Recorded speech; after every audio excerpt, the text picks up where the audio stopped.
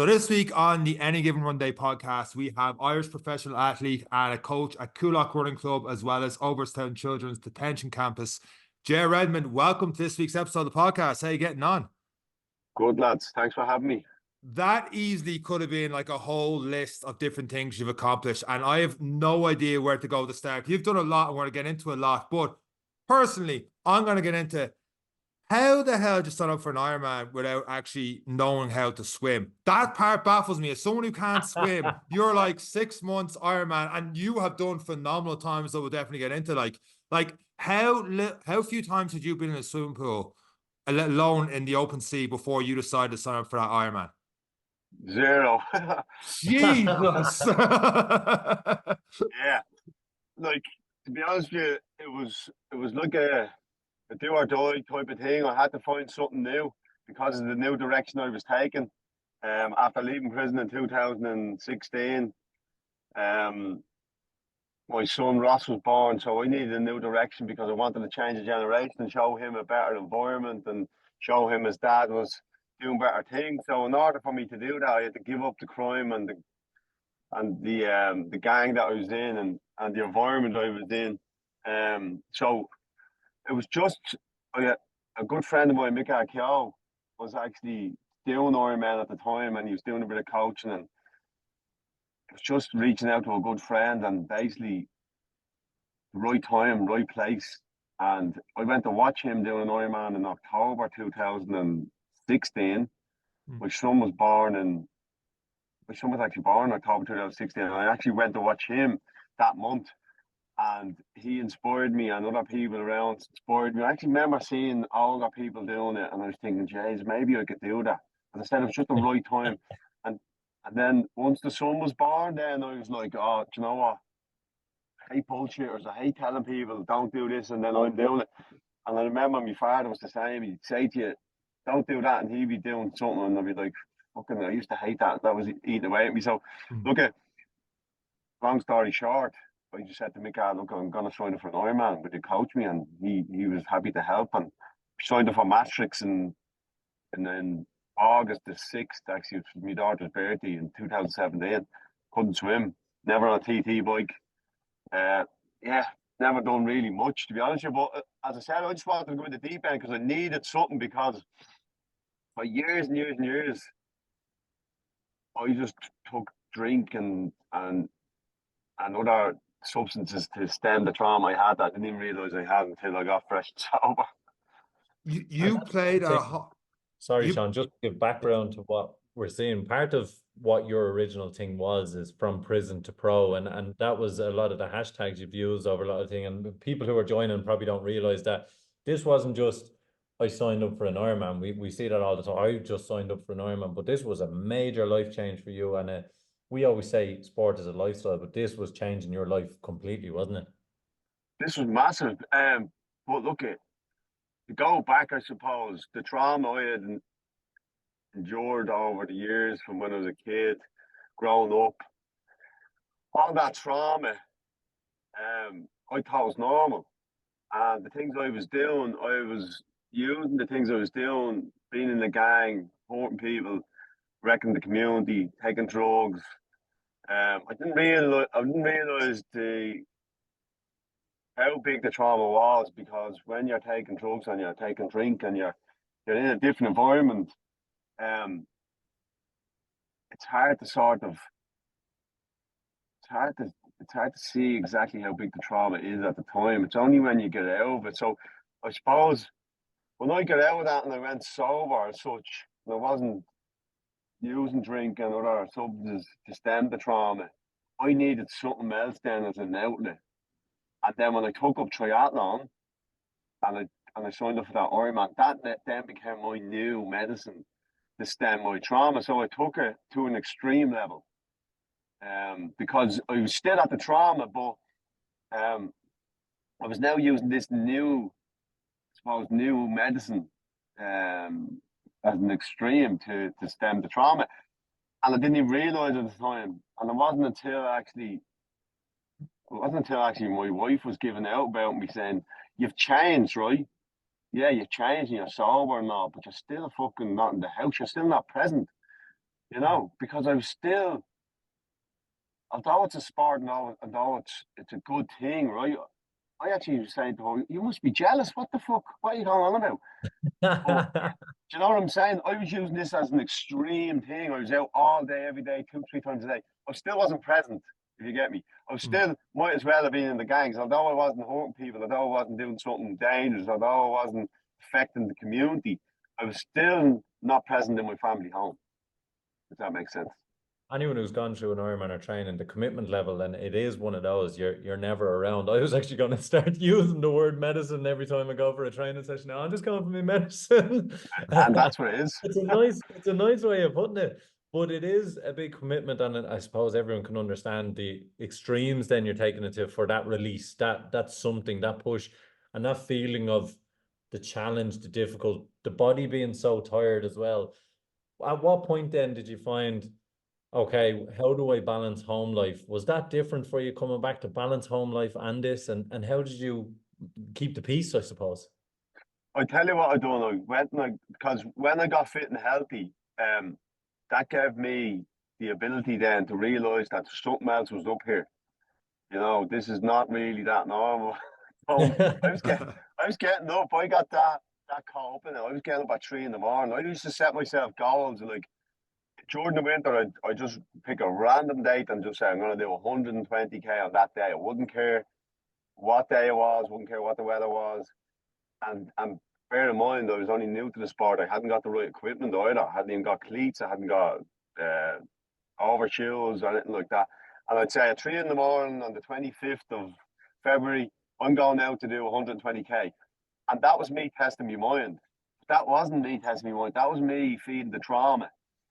So I knew that wasn't right. So what I done was then, once you're healthy and you're in a good place, I knew that I needed more help. So that meant getting counselling. So I was open for that. So as I got the counselling, as I started working more on myself, I didn't need it as much, the training as much. I wasn't punishing myself, because what I was doing was punishing myself through sport, right? And as I got better, and as the more I talked about it, and the more I got the trauma out, and the more I released all that, I suppose, opened the trap door. I didn't need endurance as much as I did before, if that makes sense. So I started to dwindle off. Now I was still doing it, but I was doing it at normal times. And I was balancing it then a lot more. I didn't need it a lot more. So yeah, that was what happened. The more help I got, the less I needed it, if that makes sense. At the time, did you think you needed something really extreme to take your mind into things? Because like you were a high level pro soccer player, and like part of you could have went back into that. Would that be like going back into the route of different things where you needed that kind of headspace that something like triathlon training would bring? I always needed something. I was a sports fanatic all my life, really. I always had something. I was in Coolock. I'd play badminton, I'd play anything, golf, and going I'd play, just because I loved sports. But I don't think it was because I loved sports. I think it was because it helped me with the emotions and the stuff that was going on at home. So I didn't have to sit with them. So once I was doing sports, that, I don't know, it gave me some sort of an adrenaline rush or some sort of an euphoria where I felt good all the time. Whereas if I wasn't doing that, I didn't feel good. You seem to be in a lot better place now. And you seem to have different ways to cope with it. Not to jump too far ahead, because you did a lot of stuff, great stuff before this, but back in July 2020, I want to say, you had a triathlon race out in Kerry, and it went horrifically wrong, as in like you broke your neck. I mean, it can't get much more wrong than that. How do you, like you said, like sport, you get up at 3 o'clock in the morning, you're coping with all this to get by. That's a long period of time to try and cope with. You know, the training and all is obviously gone. Like what happens there to the mind? Like how do you cope with something like that? You know, do you want to hear the truth? 100%. Hold on, I'm sitting down. Go for it. I broke my neck originally in Waterville. I went to the hospital and they said it was soft tissue, right? So I signed up for the Bantry hard man, which was about 2 weeks later. I done that with a broken neck, right? I was in bits. But I was half a soft tissue, so I said, fuck it, it'll be grand.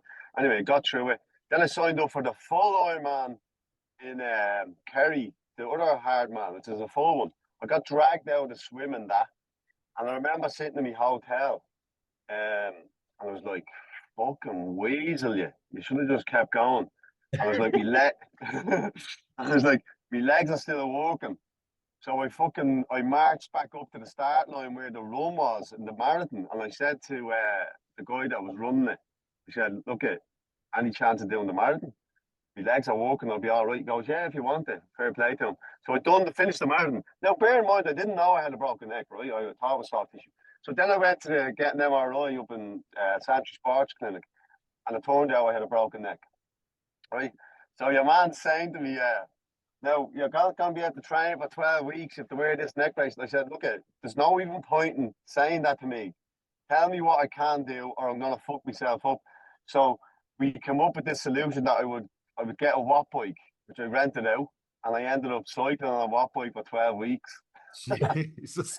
You've got a great video that is really eye-catching on your Instagram. It's just a neck brace and your head is the caption. And when you click on, you're like, no excuses. And it's just you on the watt bike with a neck brace on. But that's down to my trauma was still raw at that time. So that was me I just needed that. If I didn't do that, right, I would probably end up back in the drink or doing something else. You know what I mean? So for me, there was no other option for me not to train because I didn't want to go back down the wrong road again. That just wasn't an option. So for me, the option was continue training, give myself something to do and stem that trauma every day and have something to live for. Or if I don't do that, God knows what will end up happening. So that to me was worth my life having to do that. So there was no way I wasn't going to train. So yeah, and then when I got the neck brace off, 2 weeks later, I done a full marathon. So it just wasn't an option. And to go back again, when you're looking at that first Ironman, you've worked hard. Obviously, it's a new medicine, and we accept that it's with trauma. But when you stood up to that first Ironman start line, what did that feel like for you? Was that a recognition to yourself? Well, I know you understand now a lot of it was trauma and training, but go back to when you didn't know. Was that recognition that you're on a good path? What did that feel like to be standing at that start line? Yeah, so yeah, look, I remember standing at that start line like it was yesterday. It was a beautiful sunny morning, and it was about 7 in the morning, and I just remember thinking, like, this is living, you know. Look, this is how you live your life. No one around here is looking for that off me. No one around here is looking for any favors. Everyone just wants good for you, you know. It was a great. The triathlon community is a great community, you know. It really is. Like, people will do anything for you. If you have a punch or if you need a tube, if you need just a bit of motivation, anything at all, they'll stop, they'll help. And I just felt that day. I felt the love in the area. I felt the positivity amongst everyone. And it was a really, really good time for me to say, you know what, I was proud of myself. I've come a long way. I'm here, standing here. I still didn't know where I was going to finish it, but mind you. Because I honestly didn't. Because it was a 3.8 swim and I was like, I don't even know. The only good thing about that was it was an Australian exit. So it was a 1.9 swim up and then you had to get out and walk across. So I was delighted with that because I was able to break it up into 2 parts in my head. I said, right, as I get there, I can stand up, have a little breath, chill out, and then I'll do the 1.9 back. And, you know, funny enough, it was grand. I actually, you know, you build things up in your head more than what they are. But it was great to get through the swim. I knew once I got out of the swim, I'd be fine. But that was a day for me, a day of recognition of, you know what, you've come a long way and it's all behind you now. It's just a matter of keep putting one foot in front of the other, you know. And from that point, when did you decide I'm going to become a professional? Well, it's even like when I finished that, because everyone was telling me, oh, you're going to suffer on the run and you're going to suffer. It's a big endurance race. So I'm waiting for this suffering, right? And I'm on the run. And I'm like, what the fuck are you talking about? Suffering? Yeah. So I was like, none of you have a clue about suffering. I'll bring you back to when I was a kid. I'll bring you back to all the suffering I've been through in my life, the real suffering that we go through as human beings. Sports was not suffering for me, so I didn't respect it in that regard. So I went looking for it. So I was going around shouting, like, obviously I was in pain, but I was liking the pain. It was fucking giving me that energy to push forward. I was going looking for it. The more pain I felt, the more alive I felt. So I was using it. I suppose I was using the negative and pushing it through into the sport. All that trauma I had, all that negativity inside. I was pushing forward with that, and it was feeding me, you know. And then when I finished that, I remember finishing the race, and I just got this just pure self-confidence, self-belief that I could do anything. I was like, I'm built for this shit. You know, I didn't feel pain out there. I loved that pain. So I've loved the sport. I couldn't believe how much I loved it and how much it helped me. And I just wanted more of it. So I signed up for Lanzarote, which is the toughest in the world. I said, I need to be tested here. If this is for me, let's test, see where I'm at. I've done Lanzarote and I've done it in a really good time. And again, the suffering, I was happy. It was good. I was enjoying it. I enjoyed the suffering. I went looking for it and I found it. But I was out for it. So then the answer to your question, I signed up for Ironman Barcelona, which is flat. That was October 2018. 22 months after I took up the sport of triathlon, I signed up for that, and then I started looking around to see what the time was to become a pro, and it was sub 9:30. So you know, the best one I'd done at that stage was in 11 hours I'd done in Maastricht, and then I'd done 10:36 in Ironman Lanzarote. So I had to go sub 9:30. So a lot of people was laughing at me, telling me, "Yeah, you're mad, you won't do that." But you know, I'd nothing to lose, you know, and a lot more to prove to not only myself but to my family and everyone else around me. So I had that motivation within me, and I had all that stuff that I was talking about, the trauma. So I knew how much I would put into it. I knew people didn't understand or realize what I was getting from this sport, you know. Yeah, like 9 hours 30 is not average. Like it is Nope. well above average. I crossed the line after about 13 hours, feeling sorry for myself and everything else. But like 9 hours 30 is some going flat course, hilly course, it doesn't matter the course. 9 hours 30 is phenomenal for 22 months of training. Had you got coaching? Were you doing it a little bit on your own or just using your friend who you were looking up to at the time? so. I went from Mika and I went to someone else then. I went to my guy up, Oliver Hark, and I went to him. Actually, I went to him for Lanzarote, and then I went to Hup, which is over in Base Lakes. Aina over there in Gavin. So I was always looking for the best, you know what I mean? I always wanted to improve. So I knew if I'm on this journey, I like using the best of the best, you know? If you're going to do it right. Was my theory behind that. And I wanted to work with the best, push me, bring me to that level. And I believe that people were at that level. Like Gavin Noble was an Olympic, you know what I mean? So I wanted to work with the best people. So yeah, look, I went to them and I kept asking them for more. I was like, you start pushing me hard enough. Fucking give me the 6 hour sessions. Give me the, you know. But look at, I just followed suit, and I was like a soldier. I just followed every session. Because like, you can't push it that hard. You're not strong enough yet. You get injured. I didn't get that. I just want to be fucking pushed, man. I want to get this pro license. Anyway, I ended up in Barcelona, and I remember standing there going, I'm fucking ready for this. I left no stone unturned. I trained everything, every day. I've done every session, didn't miss any session. So I was pretty confident that I would pull it off. And I remember going around, I remember my body actually buckled, I think 20 mile in or something. My body actually went like a banana shape. And I said to myself, get your fucking act together. You've about 6 mile left. Yeah, I remember having that talk myself saying, get the fucking act together. What? Because you're sort of looking for an excuse, you know what I mean? And your mind is your mind's very fucking finicky. Like if you start thinking something's wrong, something will go wrong. So I remember that coming in, that body sort of buckling, and I remember saying to myself, get the fuck up the road. You know what I mean? You've 6 mile, you're just after doing nearly 9 hours. You've a couple of minutes left. So yeah, look, after about 5K to go, I sort of knew it was going to happen, and I started tearing up. And again, I was like, shut the fuck up. You know? It was a massive achievement for me. But I could feel my throat closing up. So I was like, fucking relax, you've done nothing yet. Anyway, I come to the finish line and my family's there and I get handed the Ireland flag.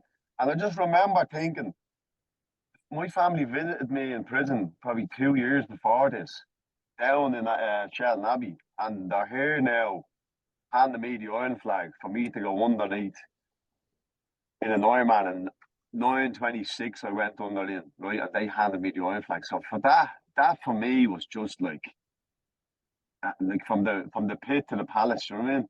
You just pulled it out of the bag. Like, it was a very proud moment. I remember turning at the clock and pointing at it, and just in my head I was like, there you fucking go. I've changed, you know what I mean? I've proved myself. What else can I do? It's beautiful amazing. moment.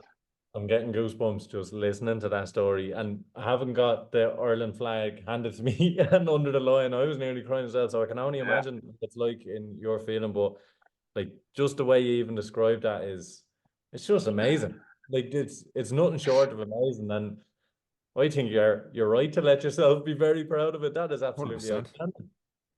But come here, like people that don't know out there, look, I didn't become a professional athlete because, you know, I wanted to be probably the best athlete around. Although I did, don't get me wrong, but I sort of knew I was going to struggle in the pro fields because of me swimming.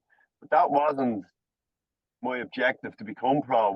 My objective to become pro was to have a platform to go into schools, prisons, youth centres, into the deprived areas, have the deprived area that I lived in, to be able to reach back and say, look, I've done it. I've done something different here.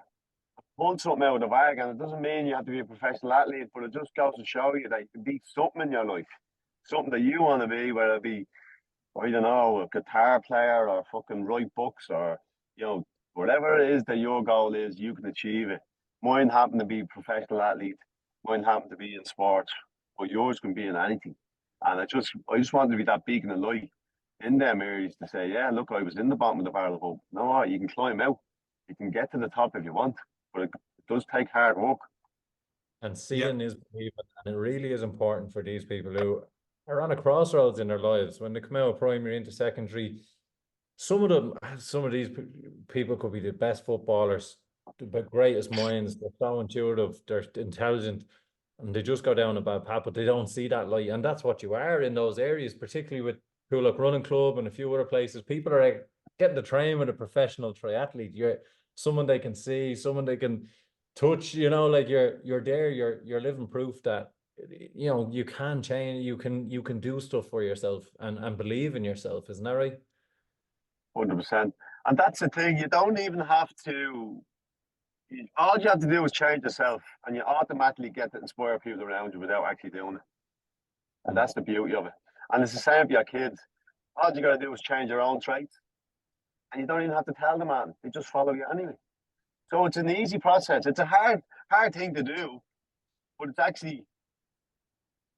actually easy for it to fall into place and for people just to follow in your footsteps. People around you, especially our kids.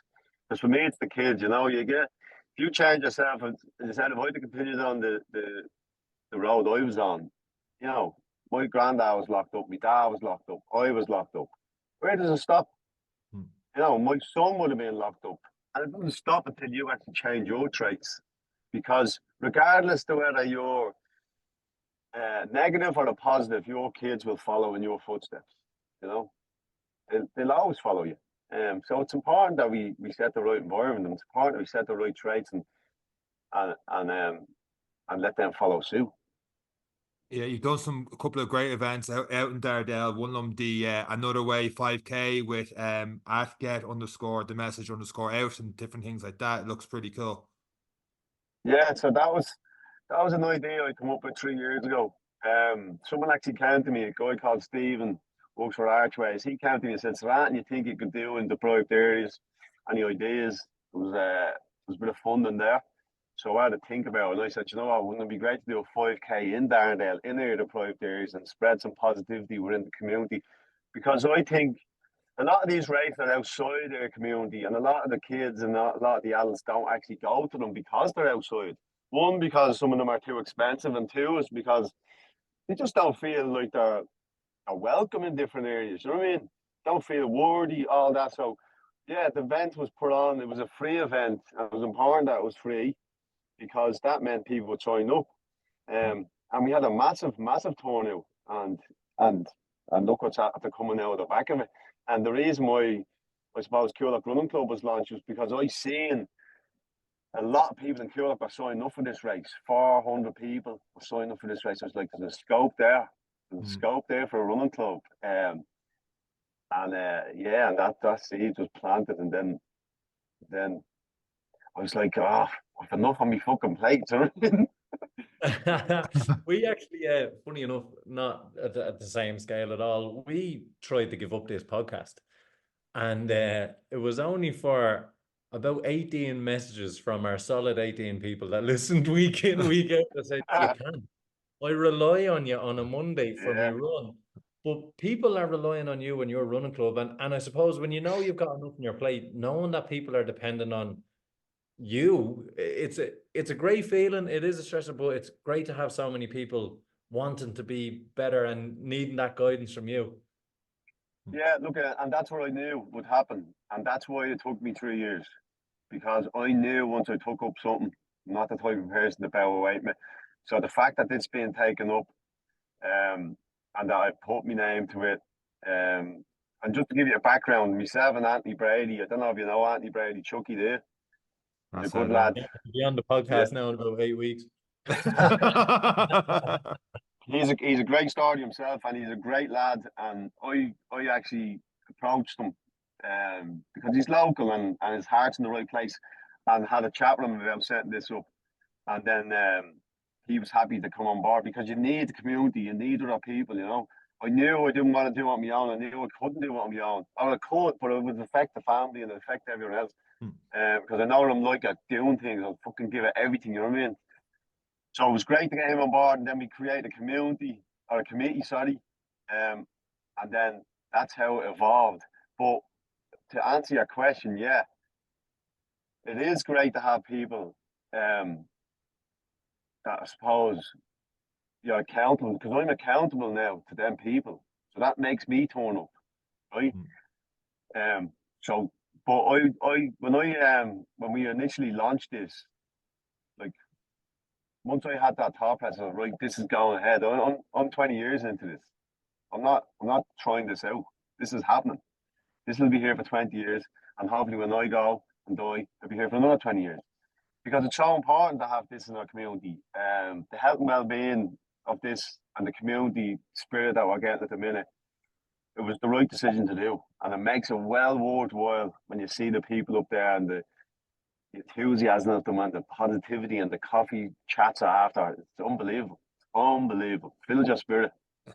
We used to always say running was looking on the outside, it was like running is an individual sport, but when you get into it, it's like it's anything but. Like, and you have the tag for Coolock Running Club. It's like happiness and true success is only real when you reach back and share it with others. Like, there's no point in getting all these accomplishments. I'm sure you feel like that Ironman and the trail you had there, the Irish flag at the end, that wouldn't mean as much if like your family and stuff weren't there with you to share that moment with. Yeah, 100%. But the thing is that, and that's the reason why I sort of reached back to the community, is because I know the tool of sport is a massive tool, and it's changed my life. And without sport, I'd be probably dead, and that's the truth of it. So I know how much sport can be a massive tool for others. And a lot of people aren't open up for counselling, aren't open up for psychology and other stuff. Don't see, I suppose, what it can do for you. But I believe once you take up sport, you then can get healthy and get the ability then to make that right decision to then get counselling. And even if you don't, sport can be a winner in your life. And then obviously the community, then bringing the people together, everyone chats about their own problems, their own issues, and everyone knows them, we're all together. So it brings it togetherness, you know. And the happiness and true success, that mantra, that was, Ando came up with a mantra of his, I come up with a mantra of mine, and we amalgamated the both of them. Brilliant. That's how that came about, which was brilliant. It was like meant to be. He said this, I said that. I said I wanted to reach back to the community. He said happiness and true success, and another few bits, and we just amalgamated, and it became that. It was great, lovely moment between the two of us. But look at, although it's great and what we've done, without the community, without the members, you know, well, nothing. And community has pulled together here, you know, and made this a success. And like that, it's positivity breeding positivity. It's like that. It's people start to make that change, joining up to your own club. Their kids see them making that change. They might get involved in it. And then, as you've said, it's there for another 20 years, and it can change, and sport can do that. And that's the beauty of it. And people who are going and getting involved in these things, a lot of the times, particularly I found with individualized sports and stuff, you always think you're the only one with a problem, or I can't believe I don't know how to handle this. And when you find out going to these run clubs, you'll hear someone else going, you'll never guess what happened to me today. And then all of a sudden your problems aren't as scary. They're never individualized. Everyone is going through something. And it's nice to be surrounded by people who can talk to about it and then train together. And that helps that community spirit. Yeah, absolutely. And even like, you know, when you're around your own people, like it's different, you know. Like when I go up to Coolock and I'm around my own people, I feel different, you know what I mean? I feel understood, you know what I mean? I feel I don't have to hide, I don't have to pretend. I am who I am. You know, I'm a bit of a black and white character. And I don't care if people, I am who I am. And if you don't like me, you don't like me. I don't really, with all due respect, I don't really give a bollocks, right? I'm 41 now. I'm too old to care anymore. I'm good inside. I feel good. I'm confident. And you know, if people don't like you, they don't like you. Who gives a bollocks, right? You got to be yourself, yeah? Because, you know, you get a lot of fake people out there, and they're playing for the crowd or whatever, pretend they're this and that. I used to do that. I've done that at one stage. Now I don't care. You don't like me, you don't like me. This is the way it is. This is what we're doing. You don't like it, don't do it. You are 100% a straight shooter, and the way you're talking about yourself, like pushing through that last couple of K on the Ironman, and just like fucking get on with it, and like don't cry and all the rest. I have to ask, because the video on your website is class. In 2019, you took 8 athletes to get a sub 3-hour marathon, and someone was struggling, and it's literally towards the finish line. You literally have them wrapped around your neck, and you're dragging them across that finish line. In those, I don't know, 16, 20 weeks, whatever it was, what kind of coach are you? Oh, my coach. Yeah, I'm a 3-strike coach, right? Right. So you get 3 strikes on me, and then you can fuck off. Yeah, that's who I am. And you know what that brings? It brings people who want to actually hit fucking goals. I have a certain tribe, and this is another thing that actually, Gavin from Hup Hup, he told me, he said, don't fucking change yourself for anyone, because people want to train with you and want to be coached by you and you only. So don't change who you are as a coach, because that'll take away who you are, right? So I took that, and I lost loads of clients from that, because I was like, I don't give a fuck. If you don't want to do it, then fuck off. Because if I set goals with you, then we need to smash the goals. Now look at, you know, life gets in the way. I'm not saying I'm fucking Hitler here, you know what I mean? You know, life gets in the way at times. People get sick. I understand that, but we have a goal to set, and you're freaking about. We're not in the same wavelength. I'm not doing my job if I just take your money and let you on. Oh yeah, you're doing grand. Nah, fuck that. You're not doing grand. You're not fucking putting the work in, and that's it. And if you can't take criticism from me, then fuck off. You're not a right fit. You're not a right fit. You're not a right fit. And I'm okay with that. Do you know what I mean? And it's not personal, unless they take it personal. I don't take it personal. You know, not everyone fits everyone. That's why some people like to sign up for things where they take criticism all the time and get pushed beyond their comfort zone. Is anything you've done that you might have got a lot of criticism? Yourself? Yeah. No, not really. Criticism for what? Usually when I'm being trained, no, if I'm doing something, I always do it with 100% of my best ability. If I'm being coached There's not a coach out there that's coached me to say that I never gave 100%. You know. I was going But on to those kind of Hell Week shows where people sign up for the they've been abuse. through hell, he's saying. Here's a saying: everyone wants to do an Ironman till it's time to train for an Ironman. You know, you like the thoughts of the medal and the finish line, but you don't want to fucking train for the thing. You actually have to put the work in. So, look, if someone rings me even and we have a chat about this, I always tell them the bad shit. You know what I mean? You can tell them all the good shit and take their money. Oh yeah, it's gonna be great and this and that. No, you gotta tell them you're gonna lose your family, you're gonna lose your friends. You know, you're gonna be in a heap. You're gonna spend a lot of money. This is the negative stuff you need to hear. Yeah, it's gonna be an absolute amazing journey, and you're gonna get so much growth from it. But you gotta hear the bad shit, because I'm not in the game to be training people that don't know the bad shit. It's a waste of time, boys. Tell them the gory stuff.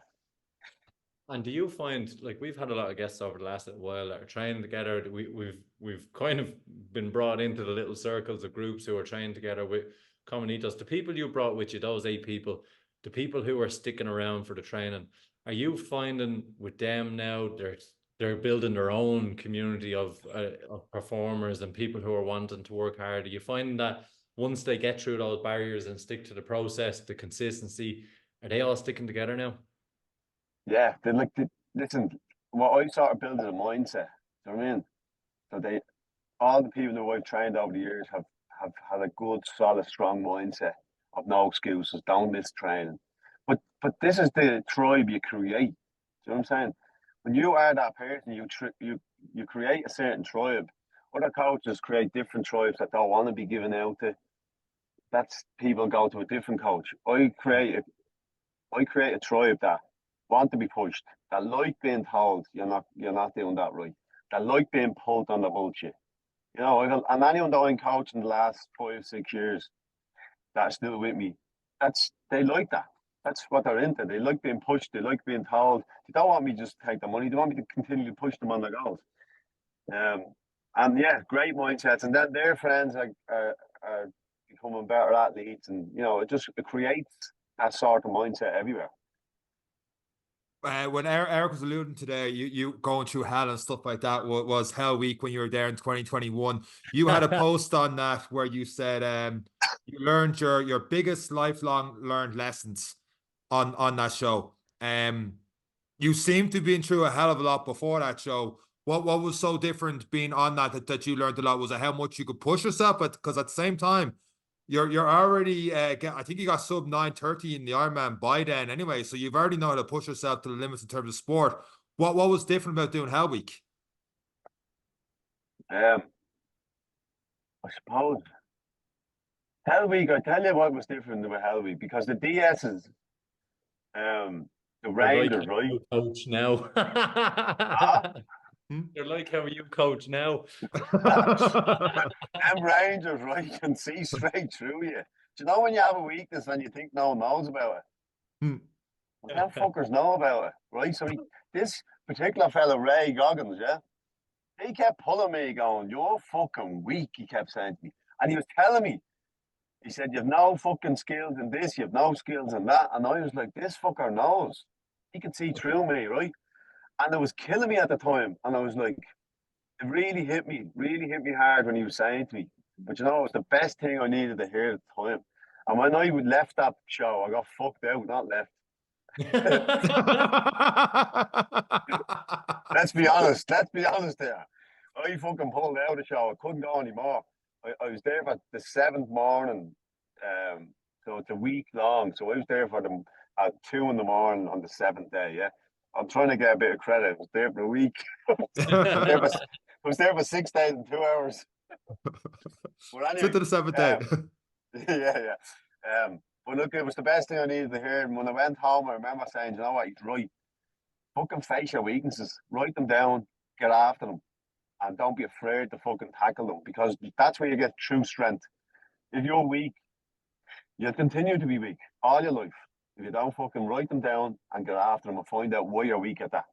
Get uncomfortable. Overcome it. And it builds up the armor, you know what I mean? I had a chink in my armor, and that's what it was.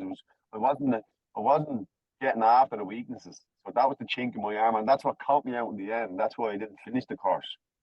But it was great because I was learning. I failed, but I failed to learn. You know what I mean? Which is a great lesson. When he's saying that to you at the time, though, you're weak and stuff, is your first reaction, fuck you? I've been through so much, like, or is it like, no, he's telling me this for a reason, I need to go and figure this out? But at the same time, you probably had feck all sleep through 6-7 days going through all this, and God knows all the stuff you've been through. Like, your head must be an absolute wreck, and then you've got someone there being like, you're weak. Like, I can't put myself in that situation of what you're going through, all the tiredness, all the rest, and then having that being hammered home at you. No, do you know what? I was an open book going in there. I wanted to learn, and that's why I went there. I went there for growth, and I said to myself, no matter what these lads say to me, I know these lads are 100%. These lads aren't going to be attacking me with bullshit. Do you know what I mean? Like, I know they want to get you up, and they're not going to lie to you. You know what I mean? So it's having the respect around these men, because they're fucking unreal to be around. I've not met you. I've never been around or in presence of anyone else better than them Rangers. They're unreal, and to have that privilege to be accepted onto that course was an absolute privilege, and something I'll never forget, and I'm very grateful for. So for me, I had that much respect for him, that when Ray said that to me, I was like, he's fucking right. You're right, Ray. No, I didn't say that to him because he'd have told me to fuck off. I could definitely give him 10 press-ups. You couldn't open your mouth, right? So you just inside, I'm like, he's fucking right, because I knew he was right, because I had got the weaknesses. So I knew he wasn't lying. Do you know what I mean? I knew what he was saying was right. So I knew he wasn't making it up, and I knew I had to suck her up, and I knew I respected this man that much. Yeah, you're fucking right, Ray. Yeah, you're fucking right. I know you hurt me here, but you know what? I need to hear it. One of the things in the show as well, we talked to Small before we hit the record button, was I'd seen a clip of you were talking to a psychiatrist there, and she was saying that you lack confidence. And when I was watching this morning doing my research, this episode of the podcast, I was like, wait, no, this can't be. Like, I literally paused it halfway through, and I was like looking through the different things you've done up until then. Like you've done talks with like Google, and you're in schools and all the rest, and so you've done a lot of public speaking and stuff. And I'm assuming that's before you were on the show. Maybe I'm wrong, correct me on that. But I'm like, how do you not have it? And then you were like, yeah, no, you're right. And she went on to say how, like, the other people that were going through Hell Week were happy that you were with them. And even from that clip, you could tell, like, you helped motivate and push people through, just like you did with the 8 athletes getting sub 3 hour. Like, how do you, like, were you trying to not fake it till you make it with confidence? Were you trying to just push that out there, and then you had some things to internalize afterwards? Or what's going on there? Yeah, so look, I used to do a race. So I had this conversation with my counsellor. I used to do a race, and I'd have confidence for one day and it'd be gone. And he said, you're like a leaking bucket. It's down to what I was put through as a kid. And I just hadn't got that confidence. I was constantly nitpicked that, you know what I mean? Growing up. I'd do something good, I'd come home, you just fucking see chaos in the gaff. It was never good enough, do you know what I mean? So the confidence was gone. And then when I was a kid, I was over playing with Scotland. I had a YTS scholarship signed off and all. And then when all that happened with my mother and father, that was taken away from me. That killed me. So my confidence went from that day on. I was like a dead soul going around with nothing in me. My head was down. The confidence was gone. I was the most confident person I ever meet when I was over in Scotland, when I made as a YTS. For me, that was me, professional footballer, which was my love for all my life. And once that was taken from me, the confidence went. And I was gone for, like, I don't know, I was 15 at that time, 16, 30, probably 16, 17 years. I was like that, where the head was down and I was unconfident. So when I'd done the sport, everyone was thinking, oh, you must be fucking proud of yourself. I wasn't. You know, not that I wasn't. I didn't know how to be. I didn't know how to be proud of myself. I didn't know how to be confident. So that's why I ended up going back to the council and I said, look, I need help here, because that's not right. You know what I mean? I should be proud of myself. I should be confident. I should be going around head up saying to myself, well done. But I wasn't. And I was looking for more, and I was just punishing myself more and more and more. But as I got to counselling and as I started talking about the issues I had and the emotions I was feeling, little I started to get more love in my heart, because I'd a stone heart. I wouldn't be very emotional. I wouldn't cry much. Found it hard to love people, you know. Really did find it hard, especially adults in particular. Like, found it very hard to love people and accept love. So I needed to sort of get the growth around that, and restructure the whole mindset and the whole emotional side of me, which I've done. I love these days. I like being loved. you know. I heard you love this podcast as well, Ger. Yeah, that's why I'm on it. But it's not a nice thing when you're in that. But look, you have to identify. For me, look, it's just about identifying where your weaknesses are, and this is why health week was so important to me, because I identified all my weaknesses, and off the back of that show, I worked on everything. Everything is the best of my ability. I'm not perfect. I'm still not perfect, and nor do I want it, to be honest with you. I'm from Coolock, and I'm not perfect up there, so I want to bed in with all the rest of us.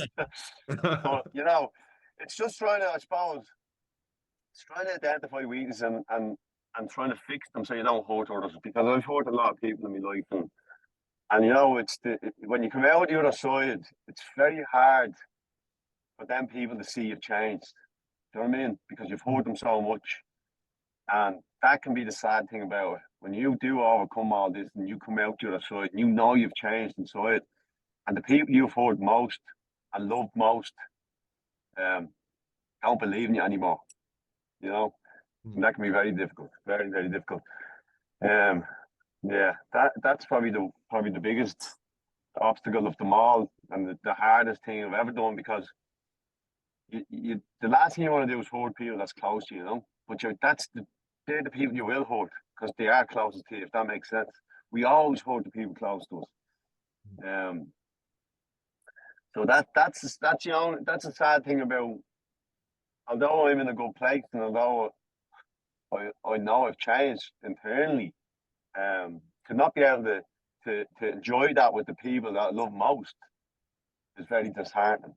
Do you know what I mean? It is. But look at it is like especially because in the end, you when you're doing all this transition, and I won't speak, but you're kind of hoping that this finish line or that finish line or the next goalpost or the next corner I turn, maybe I'll get back to that bit of approval or that little bit of connection that I had with them in the past. And time is a healer as well. But I suppose the important thing for you is that you're healing yourself, and you can't please everyone, and that's the hardest part. That is the hardest part, because the finish lines and all are great, but that's not what's important in life. Family is the important thing, family and loving the right people and enjoying life with people. I used to think it was all that, and as I said, it was fake for me, because all the external people, I was looking for all this external love and all this, well done. But as I got to work, I realised that I don't really give a fuck about that, to be honest with you. That's no disrespect. You know what I mean? I'm happy for people to be supporting me when I do racing. I'm not saying that, but that's not what's important, if you get me. If I didn't have that, I wouldn't care. You know what I mean? If I didn't go to another race, I wouldn't care. I'll always train, because that's my medicine. The events doesn't really bother me, but I go to the events. So the finish line is not my pinnacle. Me winning would be to have the people I love around me. You know what I mean? And to enjoy life with them, if that makes sense, because that's where life is. And do you see yourself transitioning with your kids, getting them into the sport now when they're old enough, or what way do you see you continuing that and being able to take that medicine and keep the ones you love around you? Would you get more satisfaction in watching them develop in the sport with you now? Oh yeah, look, all my kids are sporty. Like, my kids aren't allowed to leave a sport unless they have another one set up, and they do it for a month. And allowed to leave, Love right? it. Because you can't keep kids somewhere they don't want to be. You know what I mean? You can't. Like, my daughter was swimming for Aer Lingus, very competitive swimmer, Haley, really good, 110 off 100 meters, right? Faster than me all day long. Like, 110 off 100 meters. I don't know if you know that talk, but that's fucking quick. That is quick. Yeah, I only swim to one side, right? So I swim out to me right, 2 strokes out. I raced her one day up in the pool, and she was on my left. And I looked up, and she was gone. I thought I was going to smoke her, so I'm out to the right. And next one, I look up, she's gone. Unreal, like, but great, you know what I mean? Because this is what I'm talking about, setting your own environment. If you set that environment, automatically you inspire your kids. So yeah, look, I'll always have my kids involved in sport because I do believe it's a great support network. It's a great tool to have, you know, just for day-to-day stuff. You have just sometimes yourself, if you're having an emotional or bad day, well, do a bit of sport. I believe when you do a bit of sport, you come back and you feel better, you know? Yeah, you absolutely do. And I suppose what a lot of people find is that lethargic feeling, I don't want to. You know, everyone get into that feeling, and just putting on the shoes and getting out the door can lead to, so like we talked about, habit building and just showing up even to the gym for 10 minutes. Like getting into that habit of just putting on the shoes and showing up, building that consistency.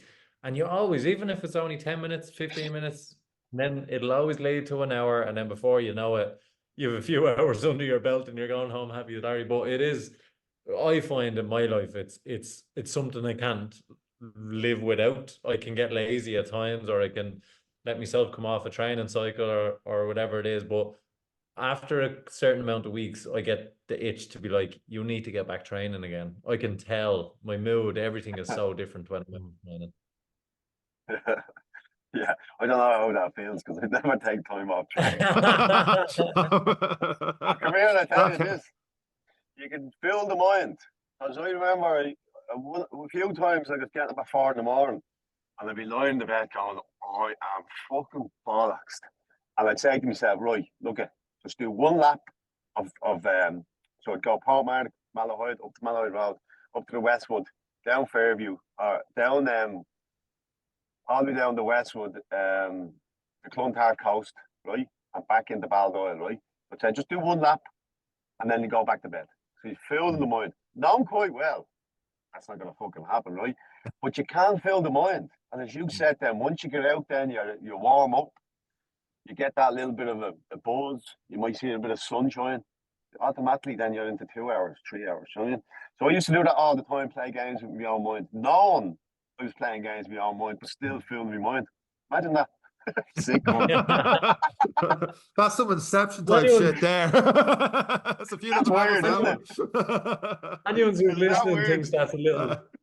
Everyone listening thinks that's a lap of the park. You basically described the Dublin bus route there for folks. Yeah, you end up doing 150 or something. But for the normal persons like at 4 o'clock training, it's a similar thing to like if you wake up during the night and you can get up very easy to go get a drink of water if you're parched and then go back to bed, like, and you're like, oh, I'm actually up, I'm grand. But then when your alarm clock goes off to get up, you're like, oh, there's no way I can get out of this bed. It was like, no, you're parched at 3 o'clock in the morning, less sleepy, you still got up and go. They're just going that one step further. Yeah. Well, look, it's all a test, boys. It's all a test. Even getting up out of bed is a test. So I believe just do one test at a time. Like, don't even think about the gym. Just get yourself up. Once you're up, then start thinking about what am I doing next. You know what I mean? Because what happens is people think of the session, and then that gets them. They're like, oh, fuck that session. I can't do that session. Just get up out of bed. Get your shit together. Don't even think about the session. Then when you're dressed, then, right, what's the session? Because when you're in bed and you have a 90-minute run to do, right? And you're lying there going, 90-minute run, oh, fuck that. Yeah. Sunday morning, every one of them. Yeah, break it down, but you know, if you're faced with that tiredness or you're in bed and you're fucked, break it down to something smaller. Say, fill your mind and go, you know what? I'll just do 10 minutes, I'll just do 20 minutes. And then once you get out, you'll be grand. That is a good one. We're going to use that one now, just pass each test. I'm going to use that myself because I'm a nightmare for getting out of bed in the morning. Absolutely. Yeah. But look, I know the finish line isn't for you, but what are your goals as an athlete in the next year or two? Well, I'm doing that. I just signed up for 50k in the morning in Dundee. I signed up. You got the ticket. Yeah, I got jealous. Now, there's a couple of lads in the club doing it. And I don't know what, this year I just want to do something that fears me, you know what I mean? Now, I have got something else booked, but I haven't even told anyone about it yet. Go on, you can tell us. Sure, we only have 2,500 listeners. You won't tell anyone, will you? No, no, No. no. It'll be online in a week or two, a couple of weeks anyway. But go ahead. What else I know about him? So I'm doing the 50 in the morning, and then I signed up for that backyard ultra. Oof. Which one? Yeah. Which one? Last man standing. No, in Tipperary or in Dublin? Yeah, in Offaly, is that Tipperary? Oh, down Tipperary. Oh, yeah. Brilliant. Yeah, I want to test myself. I love that test, right? Here's where I am with that, yeah? Yeah. You see, after, I don't know how many hours going to be there. I'm not even going to, I don't know. I'm going to be there for for the as long. first hour, pass the first test. See, I'm learning. No. You've got 24 tests in you. You've got 24 tests in you. I'm thinking at least a day, like, yeah. But, like, do you know what the test there is? Can you get up out of that chair for that fucking whistle, right? Mm-hmm. Are you a weasel? It's on you. It's on your mindset. It's nothing to do with anyone else. It's an individual fucking decision. Can I get back in that start line? I fucking love that shit, man. That's right up your alley. I did it last year in May in Dublin. And I'm signed up again this year. And it is one of those where you don't die in the seat, you die in the lap. And my legs, I got to lap 15. And I felt great. And came back in. I was like, I'm good. 2 minutes I was with him. I got up and went, oh, I'm not good. And the first 20 minutes is all uphill. They actually anyone listen, they changed the route to go the opposite way this year. But I got no, it's still a loop going up and down in Dublin, but it's you go clockwise instead of anti-clockwise. For some reason they changed the route last year. It was my first time doing it. But it's just 20 minutes and trying to slog up, and that the time wasn't like there. Like I got back in an hour 15 later, legs are shot. He came walking up after me. He's like, yeah, go up, show you what happens. Like, they don't work anymore. And I swear to God, like I couldn't even lift my leg to go, like the little I'd say 6 inches of a little thing of the walk-in shower. I could not get my foot over. I had to grab with 2 hands, get my feet over. The legs just completely seized on me. But you're going to do great that down in Tipperary, the elevation. You're going to absolutely love it. That's up your alley. I'm hoping you're saying that scared you a bit, not the 50K, because I'm down there myself in the morning. But don't clap me across the head too hard when you lap me, because it's 14 laps now. And I'm aiming for like 4:45, 4:50, and I'm happy. And I know your time's going to be a lot quicker than that. Yeah, look at the 50K doesn't. It's a piece. I'm not disrespecting 50K or anyone that's doing it, but no, that doesn't get me at all. That's that's a handy one. You've got sub 3 hours. It's like you're into a mental battle now with the backyard ultra, because that only lasts as long as that second last person last Richard. Like that, I'm excited. I might even pop down to that after Quest. Jeez, I'm after saying the podcast. I must now just to see you for a lap or two on that one, because that's going to be interesting. That gets me. Have you got a crew to go with you, Ger? Do you know what? I'm thinking of bringing no crew. I'm thinking of actually putting it on me. That's where I'm at with it. I'm thinking, fuck everyone.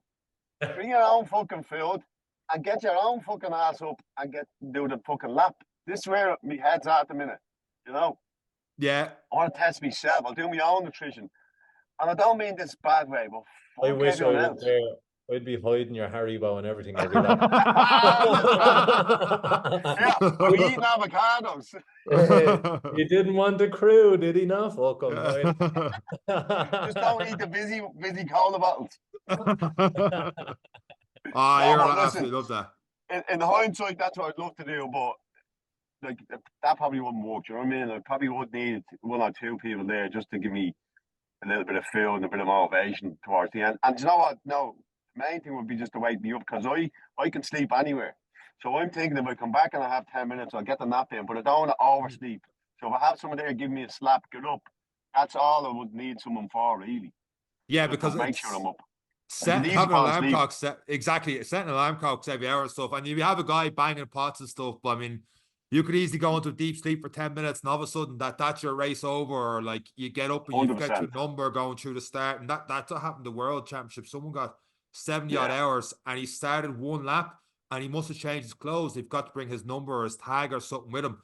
And they're like, that's the rules. You're done. You're out. And on 3-4 minutes sleep every hour, you're not going to be thinking as straight. And like what helped me get through was like I messed up my nutrition completely. Like I spent the end of 2 straight hours, like waiting for a queue for the jacks to get in. And Eric's like, right, you're not doing this right. You're having too much of the electrolytes. We need to pull back. We get water. We need to get this in, that in. And then 2-3 hours later, I felt, okay, I'm actually good to get going again. I got another 4 or 5 hours only because someone else was there to think straight for me instead of me thinking how long to get here, how long to get here, and keep yourself up and going.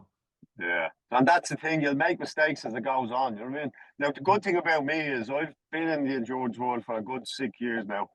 I'll have all my stuff prepped before I go down. I have a good understanding on how nutrition works and how many calories I'll need going through the whole thing. Yep. So I'm okay with that. And the rest, I'll just bring the balls. All I need is the balls. But no, it's definitely a test, and it's definitely because it's like Hell Week. Hell Week is a test. You have 3 different tests every day that you put on, right? So it's all a challenge. So you don't know what you're going to get. So you're just dragged out of this fucking truck, Ballyclaverton or wherever, and you just put in front of this challenge, and you just have to do it, and you split second. I love that. So this is similar to that, you know what I mean? It's every hour. I know what I'm doing, but I have to turn up on the hour. And when do you fail? You know, who are you? That's the questions that are going to come in, aren't they? Yeah. Yeah. Get the fuck up, you weasel. I'm going to get you to send that to me in a voice note, and I'm going to set that as my alarm now for the next year. Yeah, I'll have to get a few bob every time you play him. I'm going to get Base to Race to either come on this podcast or give me €1 million. That's going to be the one that's fun.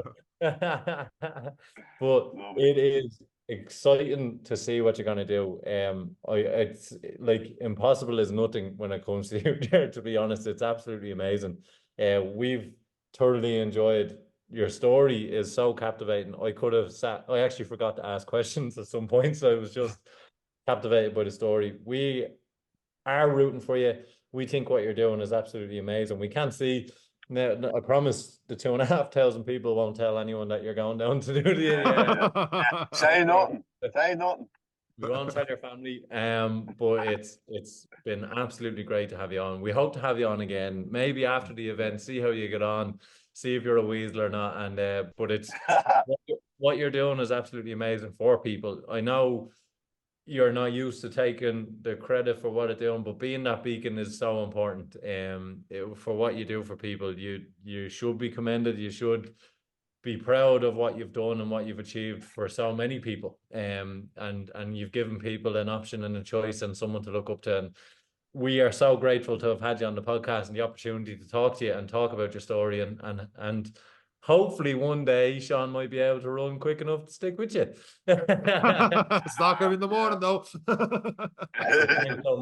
Thanks so much for your time, and we won't take up more of it because we know you've so much to do and to train for. But it's been an absolute pleasure having you on this week's episode, and we hope to have you on again soon.